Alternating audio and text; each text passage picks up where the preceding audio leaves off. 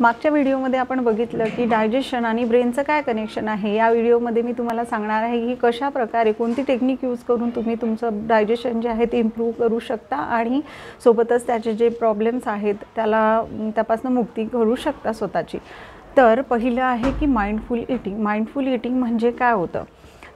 हे प्रॅक्टिस आहे एक प्रकारची की ज्यामध्ये आपले पूर्ण सेन्सेस जे आहे, आपले डोळे, आपलं नाक, आपलं जीभ आणि आपले हात म्हणजे स्किन, हे सगळं आपण इन्व्हॉल्व करणार आणि त्याच्याने होणार काय आहे की विदाऊट जजमेंट जेव्हा आपण ते ईटिंग करणार त्यावेळेस तुमच्या बॉडीमध्ये ऑटोमॅटिकली ॲब्झॉर्प्शन वाढणार, न्यूट्रियन्स ब्रेकडाऊन प्रॉपरली होणार आणि तुम्हाला डायजेशनच्या प्रॉब्लेमपासून मुक्ती भेटणार। आता हे करायचं कसं?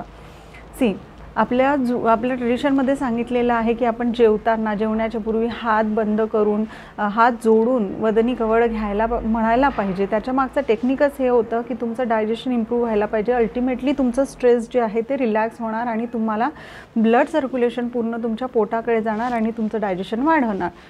आपण ते करणार नाही आहे, आजकाल करत नाही आहे। जर करत असाल तर I really appreciate for your habit.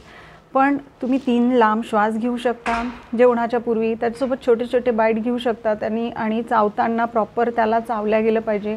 मोजा की तुम्ही किती वेळा चावताय, कारण म्हणतात की 32 वेळा एक घास चावायला पाहिजे। त्याच्या मागचं रिझनच हे आहे की सुरुवात आपली तोंडातून होतं। 50% डायजेशन आपल्या तोंडात होतं। जेव्हा आपण त्याला चावतो ना त्यावेळेस आपलं जे सलायवा आहे, लाळ जी आहे ती त्या जेवणासोबत मिक्स होतं आणि त्याच्यानंतरच बॉडीमध्ये आतमध्ये स्टमकमध्ये 50% राहिलेलं डायजेशन होतं।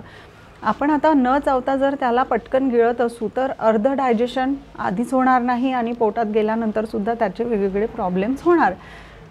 तर फायदे काय आहे माइंडफुल ईटिंगचे? पहिला आहे की तुमचा स्ट्रेस जाणार, कारण तुम्ही प्रॉपर जेवण करणार। दुसरं, तुमचं डायजेशन इम्प्रूव्ह होणार। तिसरं म्हणजे तुमच्या म्हणजे काय म्हणू शकतो आपण, शरीराला सॅटिस्फॅक्शन मिळणार की जे अन्न खाल्लं आहे ते चांगलं आहे, एवढे चांगले आणि प्रॉपर त्याचे बेनिफिट्स असेल तर आपण नक्कीच माइंडफुल ईटिंग जे आजकाल भरपूर ऐकायला मिळतं आहे ते केलंच पाहिजे आणि हे आपल्या जुन्या लोकांनी ऑलरेडी आपल्याला शिकवलेलं आहे। सो थँक्यू सो मच आणि टेक केअर।